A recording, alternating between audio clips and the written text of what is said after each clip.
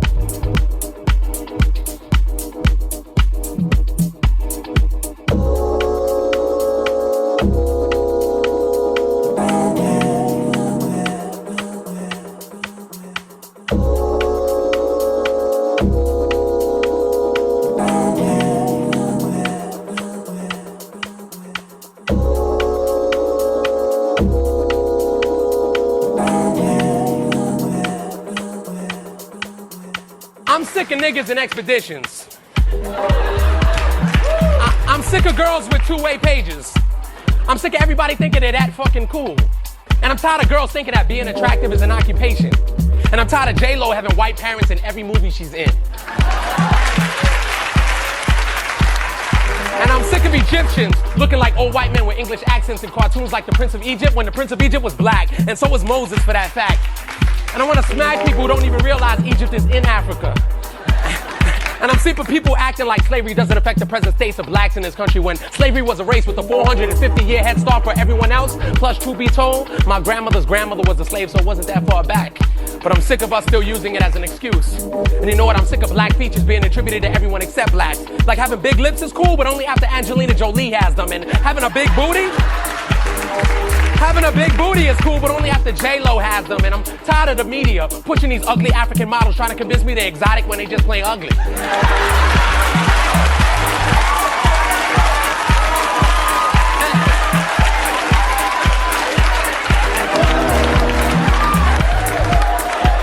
There's not only one type of black beauty.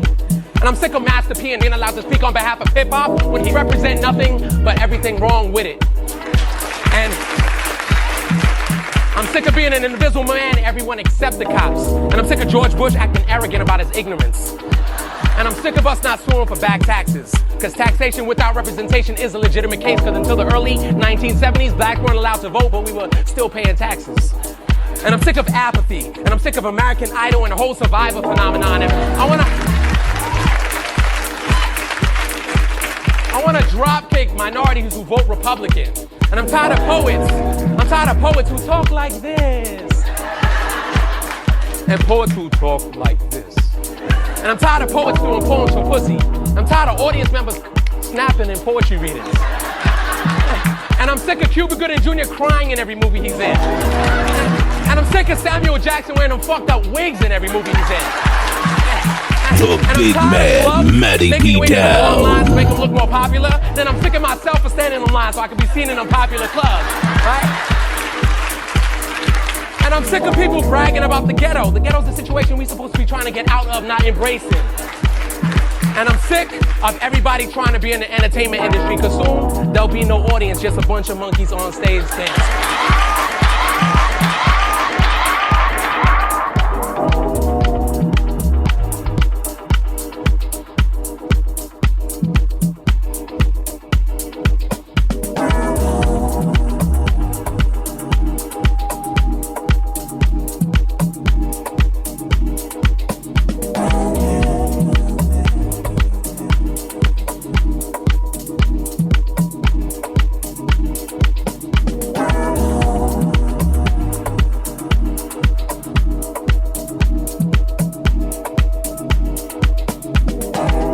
The big man, Matty B Down, Working the mix. Another sexy vibe mix.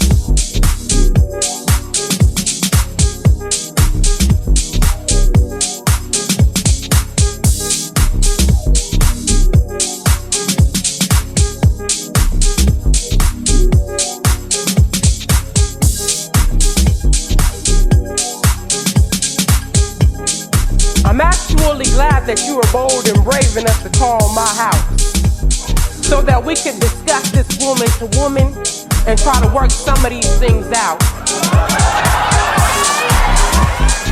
So we could compare notes on some dates and times and try to figure out some of his tired ass lies. I'm actually glad to be hearing it from the lips that left the lipstick on my man's collar. Even though he told me he was working late just trying to earn a couple extra dollars, and I loved and I trusted him, so his bullshit I would swallow, even though my intuition would never let me sleep. So I guess the gaps in our relationship are where you thought you would fit in. just an insecure woman chasing after a man who's already got a woman, but your pussy's not deep enough for a real man to fall in love with. And this we already know because see, your skirt is so short that it already shows your best assets. So there's no point wasting time trying to figure out what you're thinking after all. He is not fucking you for your mind. And you're still young at heart, so you think this is real cute. Telling your friends, girl, he's cheating on me because he really wants you, when the reality is that we are nothing alike. But when he can't deal with all of me, he goes to you to get me off of his mind, but it never works, see. He gets real still as he lays between the sheets as he's tuning you out, and now he's picturing me because you put up with that shit that I just won't deal with because I'm strong in who I am. And he loves that. He loves that about me. It's just sometimes he can't stand the reality that he doesn't deserve a woman like me. And when he feels that way, well, hell, that's when he comes calling me your dirty shit. And just like a child, you thought you would call me to share, calling me to disclose to me the color of my man's underwear. And you tell me like I don't already know. Hell, I bought him. Trying to tell me about how my man fucks, bitch, I caught him.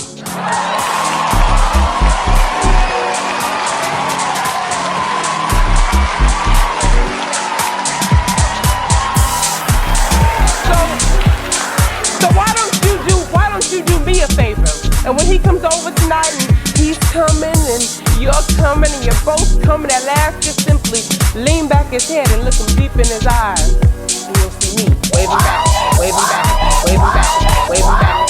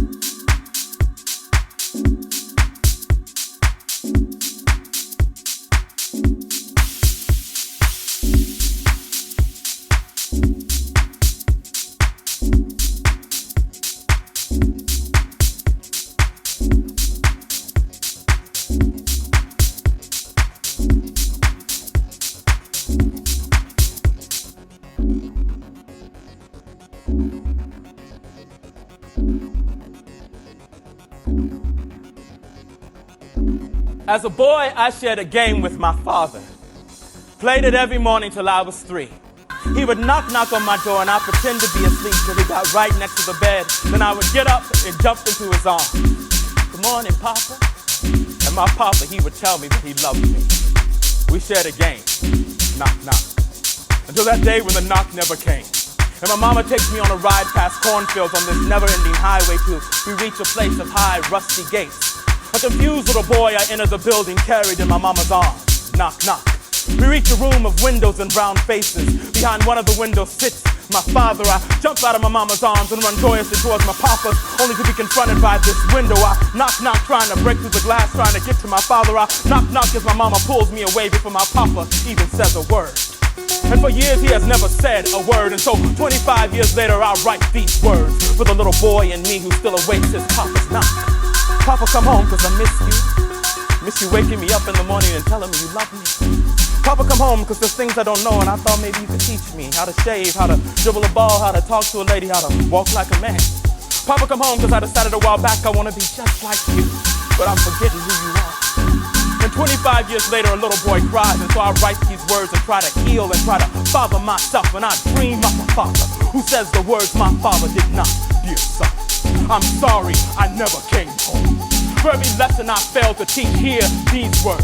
Shave in one direction with strong deliberate strokes to avoid irritation. Dribble the page with the brilliance of your ballpoint pen. Walk like a god and your goddess will come to you. No longer will I be there to knock on your doors. You must learn to knock for yourself. Knock down doors of racism and poverty that I could knock.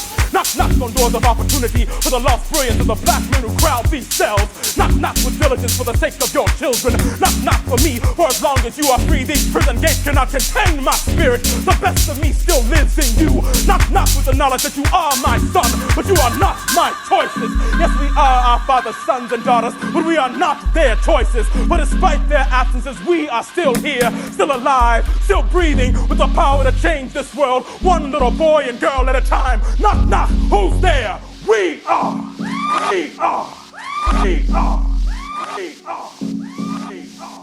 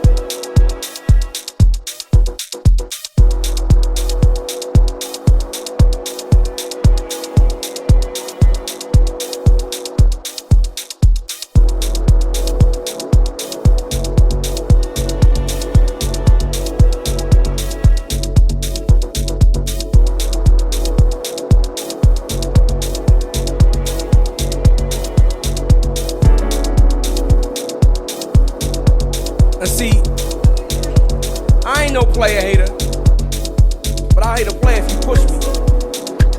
See, nigga, while you stand there using all your heart trying to look the part with your cold, still eyes, nigga, you don't realize you just pussy for sale. Now, see, I would call you female, but you too frail. While she held queen, I mean, your existence is fractionally vaginal. Like the slits of the whores you use to suit your feeble needs. You know saturated soil and faulty fertilizer sure your future seeds will be just like you, pussy, for sale.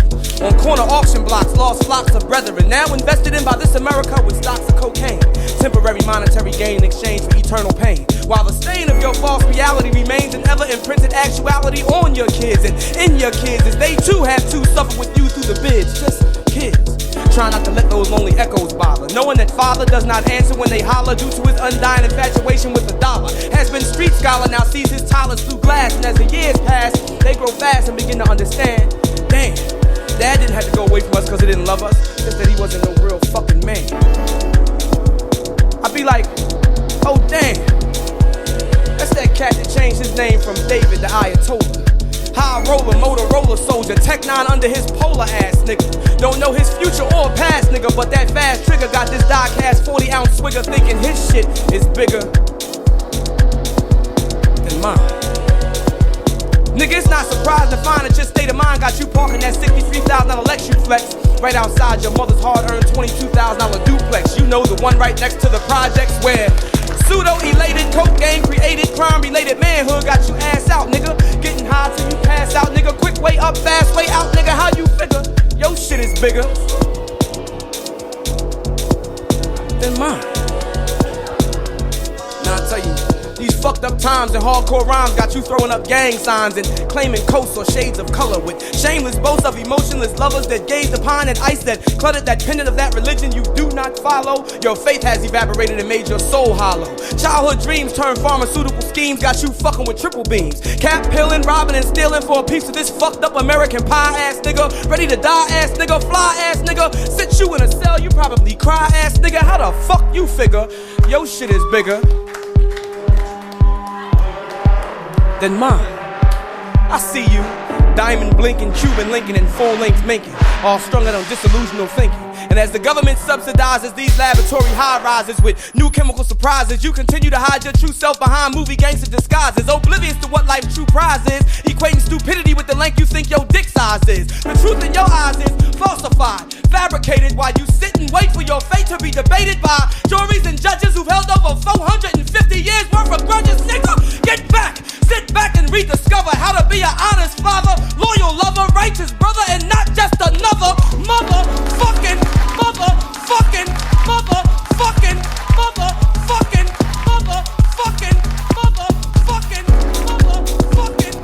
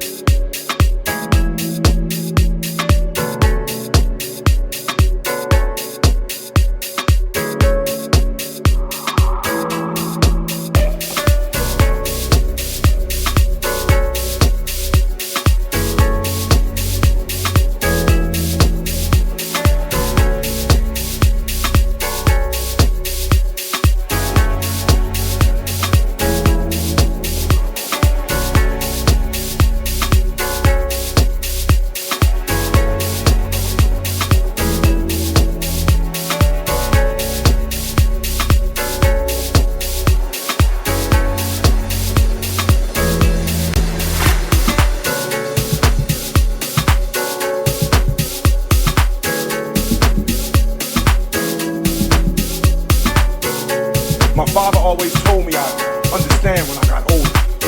This eternal hurt of a lone soldier, so held firmly in my right arm with her head on my shoulder, because that's the way she likes me to hold her. That's what I told her.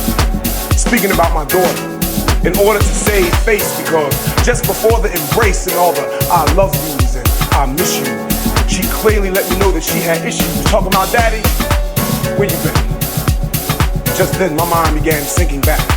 Thinking back to those Saturday seldom show-up days, those seem like my father don't want to bother helping me grow up days. So sick of not seeing my dad, I want to throw up days, those my mom said you shouldn't come nowhere near where we resided, cause she decided to blow up days. Well, anyway, her eyes were always able to pull the disguise off of any lies I might try to use to summarize the situation. You see, it's funny the way it's second nature, the way I put these words to paper but couldn't figure out a simple explanation to offer my baby. Don't like having to admit that tomorrow's just a maybe girl, the famous ask your mom and see what she say. But the ball's in her court, so we got to play how she played. But hey, I tell my big girl not to fret, cause all this dirty will come out in life's wash and we haven't finished filling up yet. You see, when two parents are not in conjunction, a dysfunctional child is inevitable. See, mommy's not on time with daddy and daddy's not on time with mommy. So the child grows up off schedule.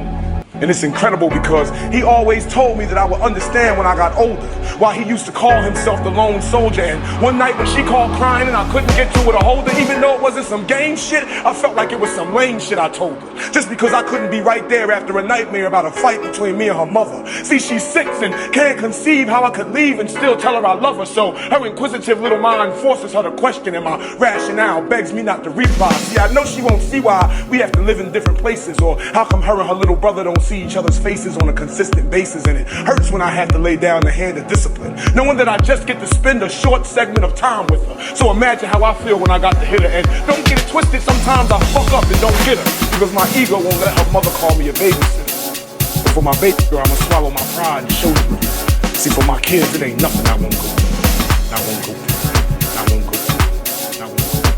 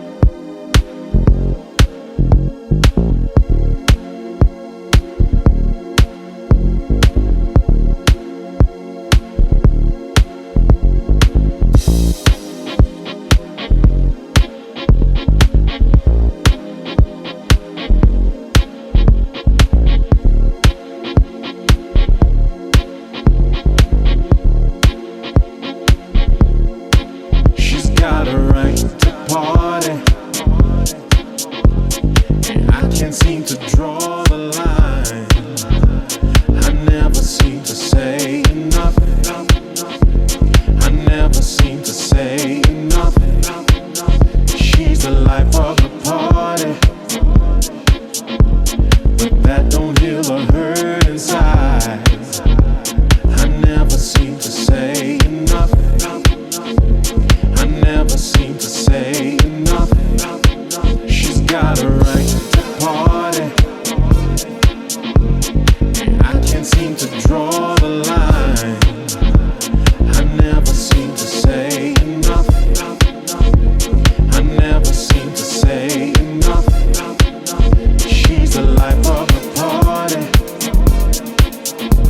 but that don't heal the hurt inside. I never seem to say enough. I never seem to say enough. Enough.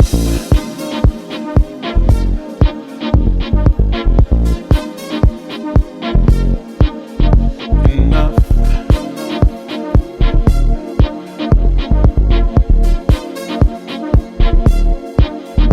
Enough. After the hurt and pain, the fear of facing it again takes you down a one-way street to nowhere. And all the love you feel inside needs you to fight to stay alive. You're walking on the other side, the other side of freedom. It's a step away. I need to say enough's enough.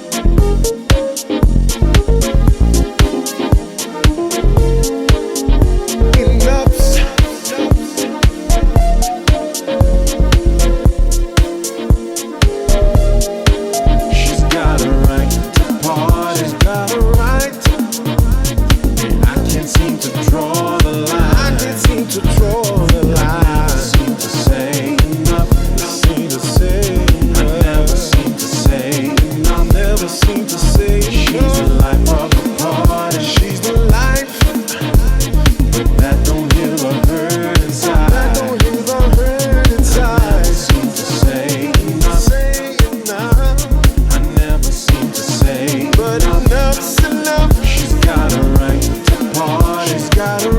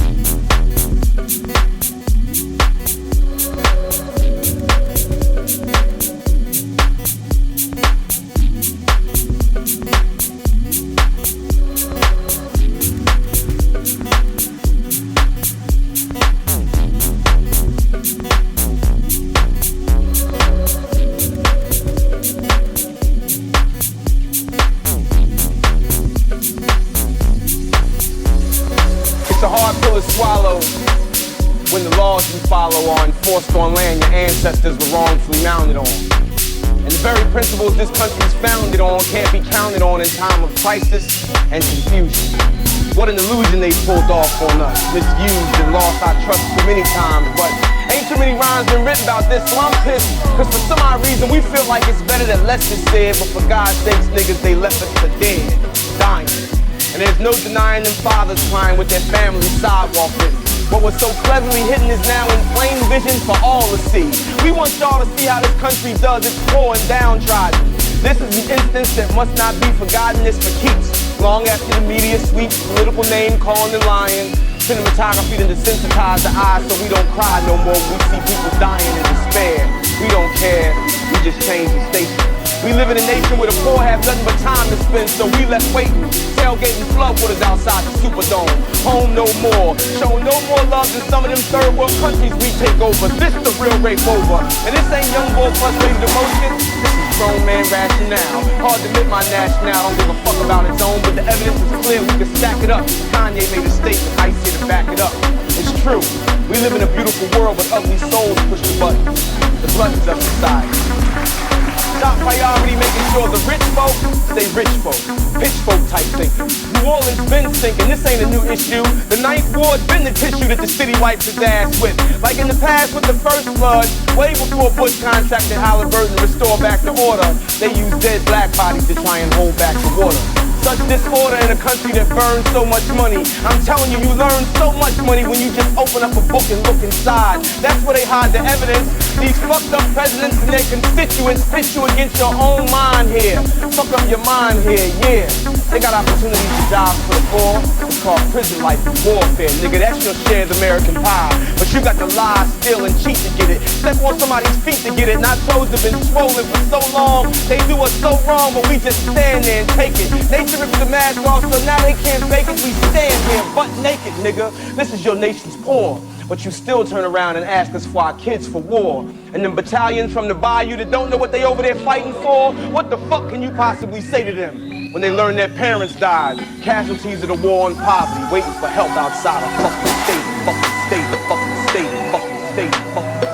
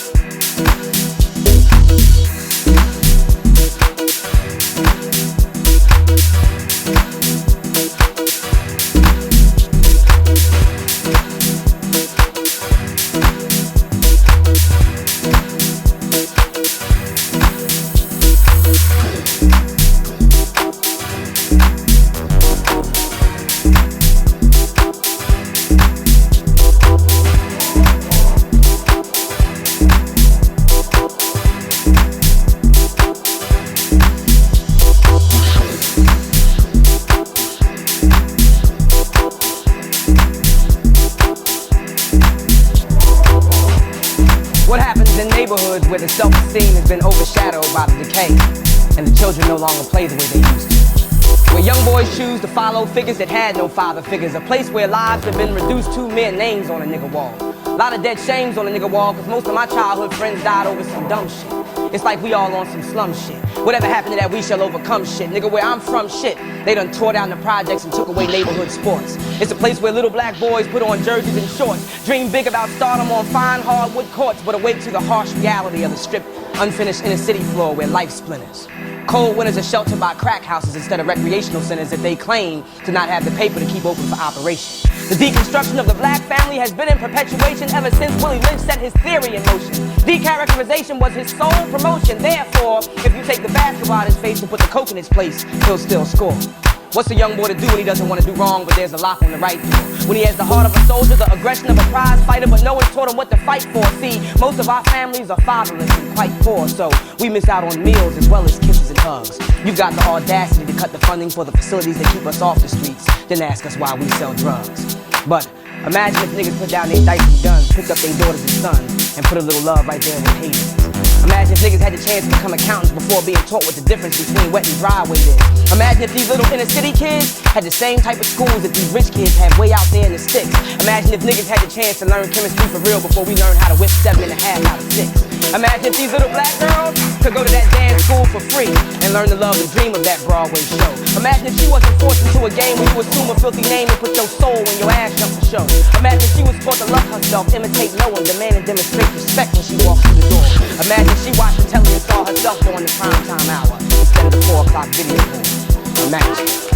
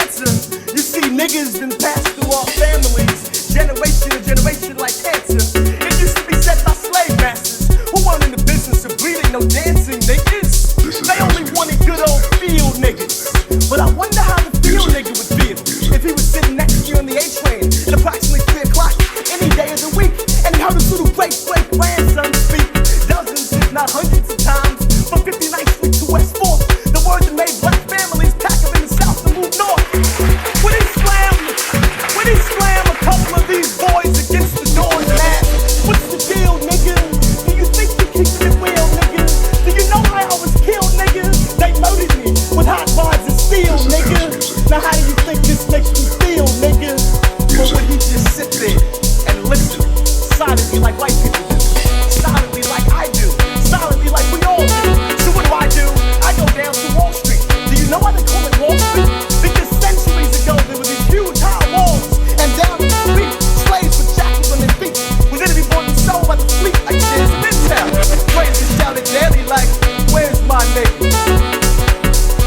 my niggas?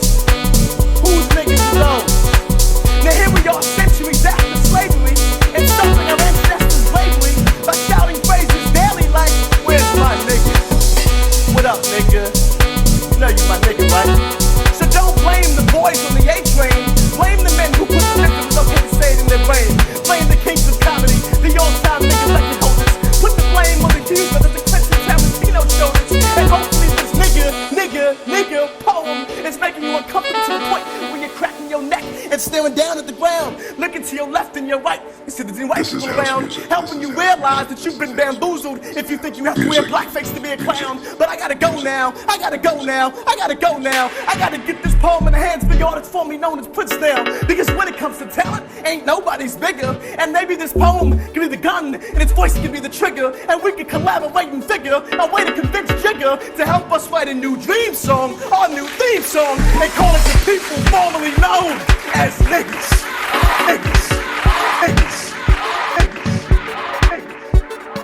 This is house music. This is house music. This is house music.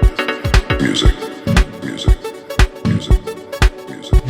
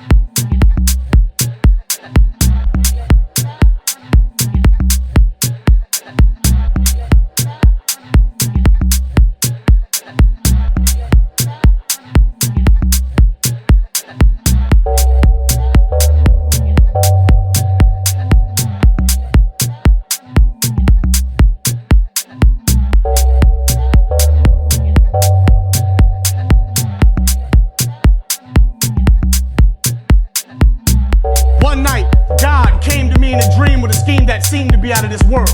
He approached me and opened his robe and showed me a hypodermic needle in the shape of a pen, and my first reaction was to step back fast, but then God grabbed me and said, slow down, my child.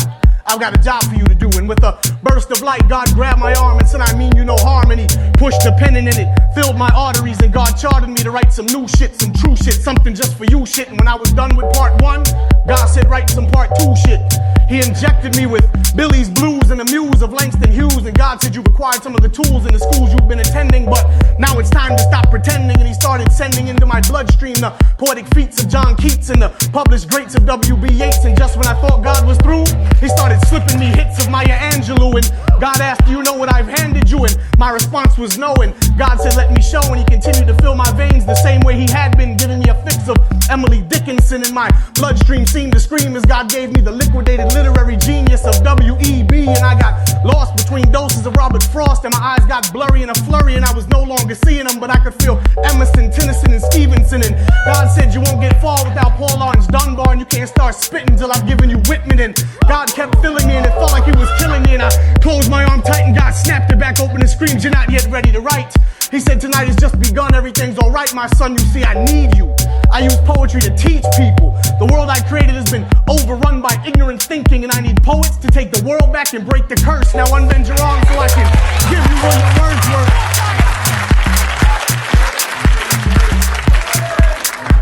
And again the pen was shoved in my veins, and God grabbed the reins, and as if I was a mule, he said, I'll use you as my tool and plow the field with you, fulfilling empty minds' needs while planting knowledge seeds. No longer will it be a flourishing time for malnourishing minds. I want you to make intelligence a law, cause ignorance is a crime. Now I need you to go and reap what you sow out, captivating minds like Edgar Allan Poe. I gave you the wings, so now fly like the raven. This world needs saving. Feel free to fight up your fears, cause they'll disappear within this injection of my tears, which contains the remains of great things gone and new things that come beyond the next dawn. You're the next in a bloodline of greats. You are a poet. You command the attention of large groups. You ready the troops for revolution. You write words that can commend or condemn, turn boys into men, make other poets push pens. And you must be about something more than slam scores based on 10, because you are a poet. Think about all the great things poets have accomplished, and when the writing gets rough, hold on to your pen and don't drop this. Always take time in your mind to reflect back on the fact that you're the